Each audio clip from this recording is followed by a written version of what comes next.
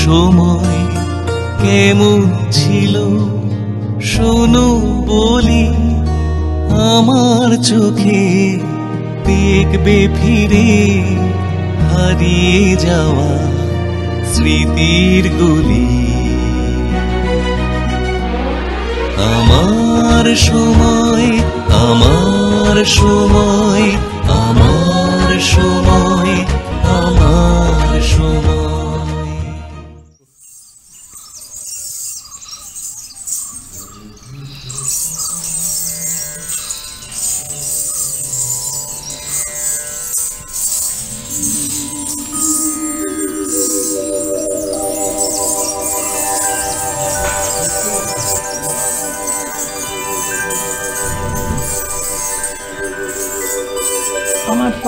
আমি ফার্স্ট একটা গুরুজির কাছে বল শিখেছিলাম তিনতালের, সেটাই আমি আজকে তোমাদের শেখাচ্ছি, বলছি।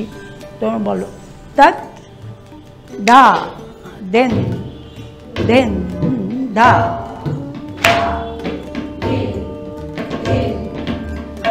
ধা দিন দিন ধা চিকা ধা দিন দিন দিন ধা না তিন তিন না তে তে দিন দিন ধা ধিন ধিন ধা ধা ধিন ধিন ধা। নাচের তন্নিষ্ঠ জগতে তার বিচরণ শুরু হয়েছিল সেই কোন শৈশবে। আদতে পূর্ববঙ্গের মেয়েটির সঙ্গেই জড়িয়ে পড়েছিল সংস্কৃতি মুখর কলকাতা। বাবার প্রতিষ্ঠিত স্কুলেই শুরু হয়েছিল নাচের তালিম, নানা ধরনের নানা আঙ্গিকের নাচ। তারপর ধীরে ধীরে নির্দিষ্ট পথ বেছে নেওয়া কিশোরী মেয়েটির জীবনে জড়িয়ে গেল ধ্রুপদী কত্থক। জয়পুর ঘরানার শিল্পী পণ্ডিত জয়লাল মহারাজের গুরুকুলে প্রবেশ করল তার। সেই থেকে বোল মুদ্রা তৎকরের বিচিত্রময়তার সঙ্গে তার আজীবনের সখ্য। শিল্পকে বুকে নিয়ে আশ্চর্য অনাড়ম্বরতায় কাটিয়ে দিয়েছেন 9 দশকের জীবন। তিনি কত্থক শিল্পী বিদুষী সুস্মিতা মিশ্র।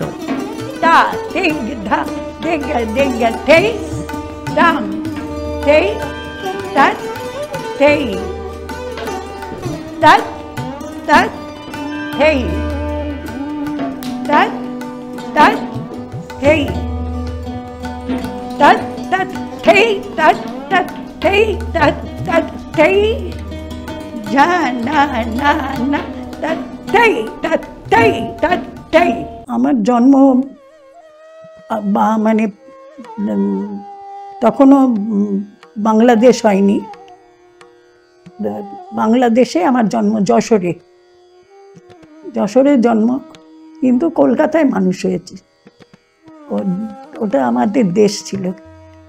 হ্যাঁ, বাবা এখানে চাকরি করতেন, গভর্নমেন্ট জব করতেন, সেন্ট্রাল গভর্নমেন্ট।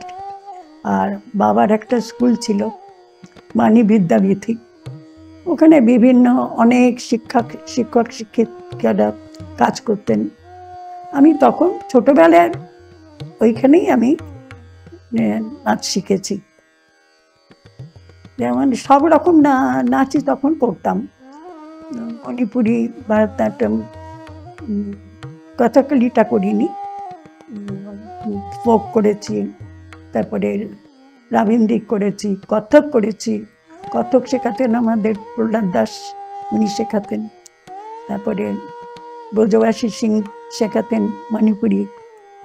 তারপরে ভারতনাট্যম আর.এস. আনন্দম শেখাতেন। তারপরে গোপাল ব্রজবাসী বলে একজন ছিলেন, উনি বিভিন্ন ধরনের ক্রিয়েটিভ ডান্স শেখাতেন, ফোক। আর জয়দেব বলে একজন ছিলেন। নানা প্রত্যেকের কাছে আমি শিখতাম তখন। নাচের জগতে যখন কত্থককে বেছে নিতে হচ্ছে, তখন তিনি নিতান্তই কিশোরী। সেই বেছে নেওয়ার কারণ জিজ্ঞাসা করলে নির্দ্বিধায় তিনি বলে ওঠেন, 1946-47 সালে তখন আমার বাবা বাণী বিদ্যাপীঠের সেক্রেটারি ছিলেন। উনি জয়পুর ঘরানার একজন প্রখ্যাত প্রখ্যাত ব্যক্তিত্ব ওনাকে এনেছিলেন জয়লালজি। জয়লালজি কেউ এনেছিলেন, ওনার কাছে আমি তারপরে নাড়া বেঁধে, গান্ডা বেঁধে, যাকে বলে নাড়া, আমাদের বলে নাড়া বলে, গান্ডা বলে, এই বেঁধে আমরা শিখতে আরম্ভ করি। তখন অতটা বুঝতাম না যে এইটা ভালো এটা খারাপ, আর আমাদের সময় অত আমরা চালাক ছিলাম না। এখনকার বাচ্চা বাচ্চা ছেলে মেয়েরা যে যত চালাক, আমরা অত না ছিলাম না। আমাদের মা বাবা যেরকম আমাদের বলতেন সেই রকমই করতাম বেশিরভাগ সময়। প্রথম শুরু করি আমরা পায়ের কাজ দিয়ে। পা তৈরি করতে হবে। পাটা কীভাবে, যতক্ষণ পা না তৈরি হবে ততক্ষণ আমরা অন্য কিছু শিখতে পারবো না। পা তৈরি হওয়ার সময় ওটা মানে ওটার কোনো ইয়ে নেই যে সময়, এটা ধারাবাহিকভাবে চলতে থাকে। যত প্র্যাকটিস করবে তত পাটা তৈরি হবে। আধ ঘন্টা 1 ঘন্টা কোনোদিন শুধু পাটাই তৈরি হতো, মানে এমনকি আমরা কোনো বলই শিখতাম না। আর একটা বল নেয় যে একদিনে 4-5টা করে বল এখন যেরকম হয় শিখিয়ে দেয়, কিন্তু আমাদের সময় যতক্ষণ না পারফেকশন আসতে ততক্ষণ আমাদের ওইটাই করে যেতে, হয়তো 6 মাসও লাগতো একটা ইয়ে তৈরি করতে, বল তৈরি করতে। তখনকার ধরনই ছিল পা তৈরি, এবং একটা বল প্রথমে আগে মুখস্থ করতে হবে, মুখে বলা প্র্যাকটিস করে তবে উনি হস্তাক্ষর করাতেন। হ্যাঁ, সেইভাবে আমরা শিখেছি। तत् तत् तत् तत् तत् तत् तातिक धादिक दिक थे त्राम थे तत् थे तत् तत् थे तत् तत् थे तत् तत् थे तत् तत् थे तत् तत् थे झ ना ना ना तत् थे तत् थे तत् धा। কথা যে বলে সেই কথক। কথক আমি বল একটা বলছি, সেটাই আমি পায়ে দেখাচ্ছি, সেটাই আমি ইয়ে হস্তক দিয়ে দেখাচ্ছি, সেটাই আমি এক্সপ্রেশন দিয়ে দেখাচ্ছি, সেটাই হল কথক। হ্যাঁ, এখন অবশ্য সব রকম নৃত্যেই এইগুলো আছে, দেখেছি। কথক সেটা, কথা যে বলে সেই কথক। যেখানে হাত সেখানেই দৃষ্টি, যেখানে মানে অঙ্গ সেখানেই ভাব, ভাব দৃষ্টি হাত সব একসঙ্গে যাবে। এরকম যেমন আমি এইও করতেও পারি, এইও করতে পারি, এইও করতে পারি। হ্যাঁ, এই ধরনের ছিল তখন। এক্সপ্রেশনটা সঙ্গে যাওয়া, ভাব সঙ্গে যাওয়া, এই ছিল। আর তার সঙ্গে ছিল আমাদের নানা রকম লয়ের পারফেকশন থাকা দরকার, তালের পারফেকশন থাকা দরকার। আমি ধরো কাউকে বলছি যে তুমি আমাকে দেখাও যে তুমি কাকে তুমি পছন্দ করছো, কোনো ব্যক্তিকে না কোনো মানুষ, শিশুকে না কোনো ইয়েকে, মহিলাকে। তখন সে যদি বলে যে না আমি কাউকেই পছন্দ করছি না, আমি নিজেকেই পছন্দ করছি, তখন সেটা কিভাবে দেখাবে?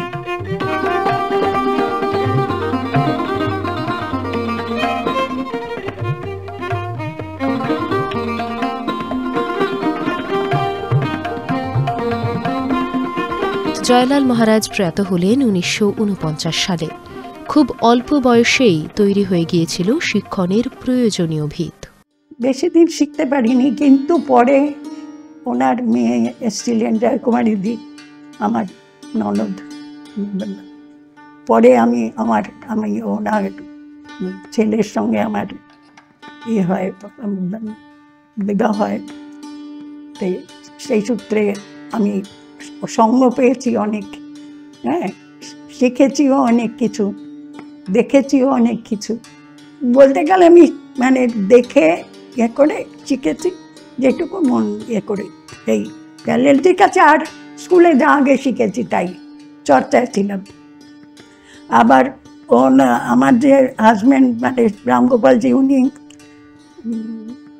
ওনার তখন 45 বছর বয়স, উনি মারা গেছেন, 45ও পুরো হয়নি, 1979 মারা গেছেন। সেই জন্যে তারপরে আমাকে হাল ধরতে আমার হয়েছে। আমার 3টি ছেলে মেয়ে, আমার এই বড় মেয়ে, ছোট মেয়ে আর ছেলে, মাঝখানের ছেলে, এই খুবই মানে কষ্ট, মানে স্ট্রাগল করেই আমি ইয়ে করেছি। আমার মনে আছে মা ক্যান্সার হসপিটালে নার্সদের কোয়ার্টারে গিয়ে মা একটা ডান্স ড্রামা শিখিয়েছিলেন, চিত্রাঙ্গদা। চিত্রাঙ্গদার টোটাল ব্যাপারটা আমি আর আমার ভাই গান করে করে করে করে শুয়ে শুয়ে গান করে করে করে বলতাম। মানে এইরকমভাবেই আমার নাচের মধ্যে আসা। হ্যাঁ, একটা সুবিধা ছিল, মা হয়তো রান্না করছেন, আমি নাচ করছি, মা বললেন কাজল এটা ঠিক হচ্ছে না, মানে উনি শুনেই বলতেন, কিংবা বাবুও শুনেই বলতেন তোর পাটা কিন্তু ভুল হচ্ছে। এই সুযোগটা আমি খুব ভালোভাবে পেয়ে, যেহেতু আমি বাড়িরই ঘরেরই মেয়ে ছিলাম, কিংবা কোনো কিছু করতে করতে ভুলে গেলাম, মাকে গিয়ে বললাম মা আমাকে একটু দেখিয়ে দাও। কিন্তু এইভাবেই চলেছে আমার শিক্ষাটা। তারপরে যখন বাবু মারা গেলেন তখন তো আমাদের একটা স্ট্রাগল ফর এক্সিস্টেন্স, যে কি করে চলবে। কারণ বাবু, আগেকার শিল্পীদের তো কিছু ছিল না, না ব্যাংক ব্যালেন্স ছিল, না কোনো অ্যাসেট ছিল, কিছুই ছিল না। তখন আমাদের চলবে কি করে, আমরা কি খাবো, এটা নিয়ে আমাদের প্রচণ্ড, মা তো প্রচণ্ড। তখন আমি ঠিক করলাম যে আমি নাচ শিখবো, নাচটাকে আমি প্রফেশন করব, আর ভাইও তাই তবলাটাকে প্রফেশন করবে। সেই থেকে তখন মা আমাকে ধরলেন। সকালবেলা উঠে মা বাজার চলে যেতেন, আমি সব বাড়ির মোটামুটি যা যা কাজ করার করে ঘুমোর পরে প্র্যাকটিস শুরু করতাম, ভাই ওই ঘরে তবলা নিয়ে তবলা প্র্যাকটিস, এই চলতাম না ডেইলি রুটিন। মার সাংঘাতিক শাসন ছিল, মানে প্রচণ্ড পরিমাণে শাসন। একটা বলকে উনি যে কিভাবে করাতেন, আমি এক এক সময় রেগে যেতাম, মা তুমি আমাকে এরভাবে করতে বলছো, তুমি পারবে করতে, মানে এক এক সময় রেগে মেগে এরমই বলতাম। কিন্তু এত শক্ত হাতে উনি ধরেছিলেন আমাকে, মানে আমি বাধ্য হয়েছিলাম, এক এক সময় পাগল পাগল লাগতো, আমি কি করে পারবো এরকম।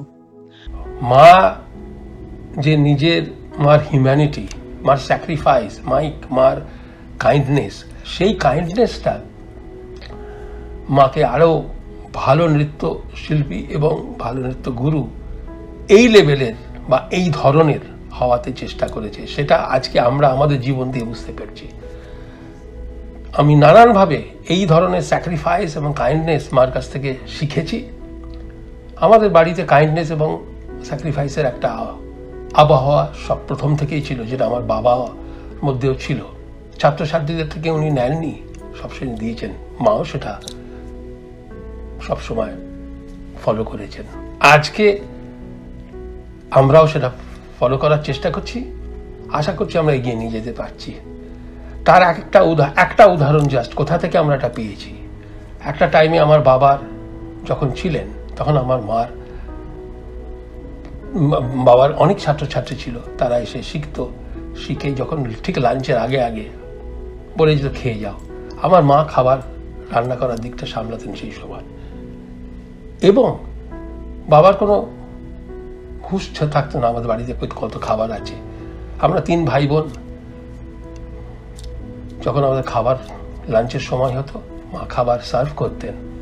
সার্ভ করার সময় উনি বেশি কেয়ার করতেন ছাত্রছাত্রীদের আমাদের কেয়ার করতেন, কিন্তু আমাদের থেকে ওই পরিস্থিতিতে ওই সময় আমাদের থেকে ওদের বেশি কেয়ার করতেন। আমার খুব রাগ হতো, আমি তখন বাচ্চা ছিলাম, খেতে ভালোবাসতাম, ইয়াং। তো তখন খুব রাগ ধরতো। পরে মাকে যখন রাত্রিবেলা মার কাছে শুতাম, গিয়ে বলতাম যে তুমি আজকে আমাকে ওই খাবারটা দাওনি, ওকে বেশি দিয়েছে, ওই ছাত্রটাকে বেশি দিয়েছে, ওই ছাত্রটাকে বেশি দিয়েছে। মা তখন আমাকে বলতেন, আমার খুব রাগ ধরতো, খুব আমার সাথে তর্কও হতো। মা বলতে পরে বুঝবি। আজকে এই বয়সে এসে আমি এটা বুঝতে পারি যে ওটা মা কেন বলতেন। আজকে আমরাও কিন্তু ওই পথের পথিক হয়েছি। ওভাবেই আমি আমার ওয়াইফ চন্দ্রিমা, আমরা দুজনে মিলে ওই পথে ওইটাকেই মার ট্র্যাডিশনটাকে, এই কাইন্ডনেস এবং স্যাক্রিফাইসের ট্র্যাডিশনটাকে আগে বাড়ানোর চেষ্টা করছি, এবং সেটাই আমাদের মিউজিককে এনহ্যান্স করছে। That we think Ma is an extremely hard-working woman, prochondo disciplined. I have learned so much from Ma. 9 বছর আগে একটা প্রোগ্রাম যেখানে জ্ঞান মঞ্চে হয়েছিল, যেখানে মা খুব সামান্যই একটু নেচেছিলেন আর ভাও দেখিয়েছিলেন, এবং সেখানে আমার সাথে, আমি তো ছিলামই, পুরো জ্ঞান মঞ্চ কেঁদেছিল সবাই, কারণ এমনই তার কি বলবো গভীরতা ছিল মায়ের নাচের মধ্যে। তো সেটা আমি কোনোদিন ভুলবো না। Thamma's role in my life has of course been twofold. One being that of my grandmother and the second being of my Guruma. And both have had its own way of inspiring me. Of course, as a grandmother, she is one of the most hardworking, most determined people that I have had in my life, and that I have had the good fortune of seeing and spending so much time with. And secondly, as a guru, what can I say? She has completely shaped how Kathak has been viewed and how Kathak is taught. And of course, like I said, I have spent so much individual time with her, one-on-one time with her, and I think that's some of the most fondest memories that I have with her. And I can only say that in the future I would like even more time with her, as much time as I can have with her. It's a very selfish thing to ask for. I always want time with her which is solitary. I always want to be with her alone, because when I'm with her alone I hear stories from her that are not always said in a group environment. So some of my fondest memories with her have been when it has just been me and her, granddaughter and grandmother, Shishya and Guru in that sense. And there's always been stories that she's told me about her life when she was a student, and her story as a wife, her story as a single mother from a very, very young age to all three of her kids. And the thing that inspires me the most about her is that she just does not care about her age. And I think that is something that has not just inspired me personally but also professionally. As a dancer, you grow up thinking that you have, your days in this career is very numbered. Once you turn a certain age, how much will you be able to dance? How much will you be able to contribute to the fraternity? But when I see Thamma, she has contributed cerebrally, massively, physically to a certain age, to a certain stage of her life, but cerebrally to the stuff that she contributes, the way that she teaches her students. I think that is something that a lot of us can learn from, and I have certainly learned from, and I'm still learning from. 1, 2, 3,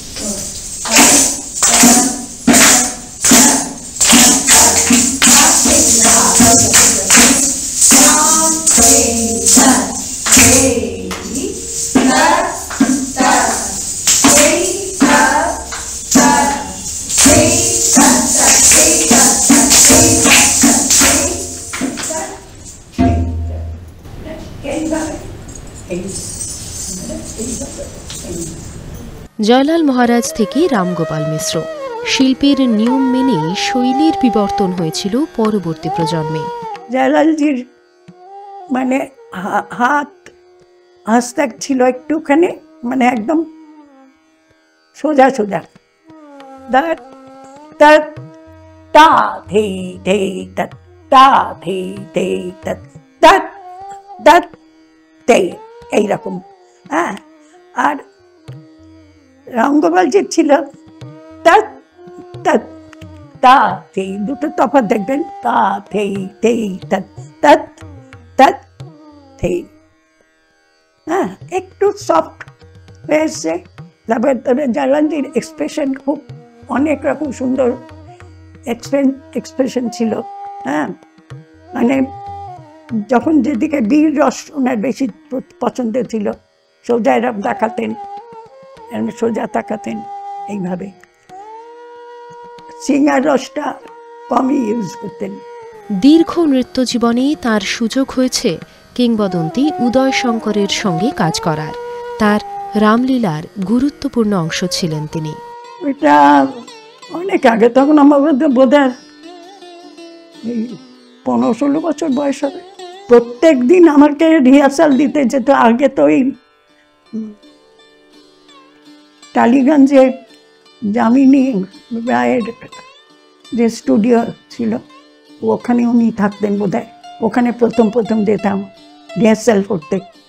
তারপরে ওইটা shadow play হয়েছিল রামলীলাটা, ওটা তারপরে Shri cinema hall শ্যামবাজারের দিকে, ওইখানে প্রত্যেক দিন রাত সকাল 8টায় যেতাম, রাত 8টায় বাড়ি ফিরতাম রিহার্সাল করে। এইরকম 1 মাস ধরে চলেছিল। রঞ্জিত স্টেডিয়াম তখন ছিল, এখন কি কোন ইয়ে আছে জানি না। রঞ্জিত স্টেডিয়াম, ওইখানে হয়েছিল শ্যাডো প্লেটা, ওইখানে তখন আমাদের শোটা হয়েছিল।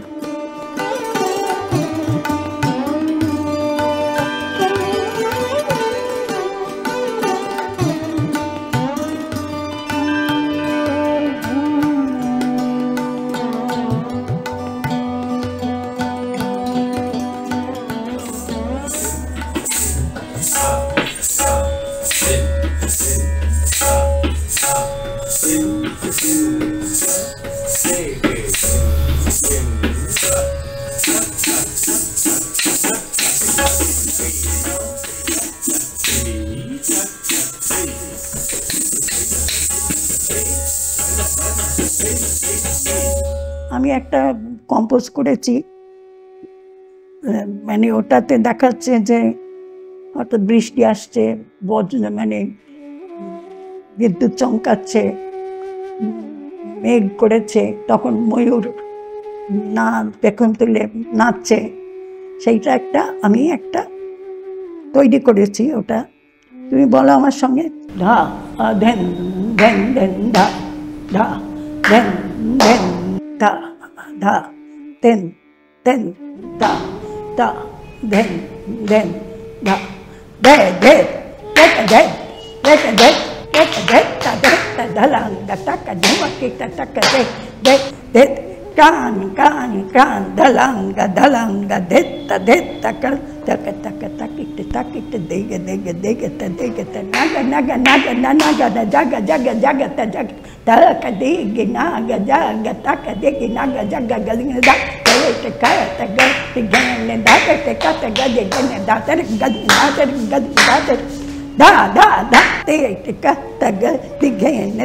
ka ta ga ti ga ne da te ka ta ga de ne da ta ga da এটা তে টেকা তাকে দৃষ্টি করতে টেকা তা গা দি গে নে দা তে টেকা তা গা দি দা তে গা দি দা তে গা দি দা তে গা দি da te টেকা তা গা দি গে দা তে টেকা তা গা দি গে নে দা তে গা দি দা তে গা দি da একজন খুব আনন্দ করে নাচছে, তবে বিদ্যুৎ চমকাচ্ছে,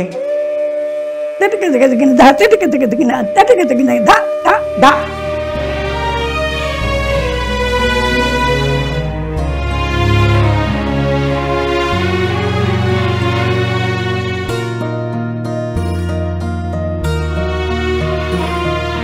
সাদা কালোর সেই দুনিয়া যা লেখানে ইতিহাসে অতি ছুঁয়ে সময় আমার বসবে সে তোমার পাশে।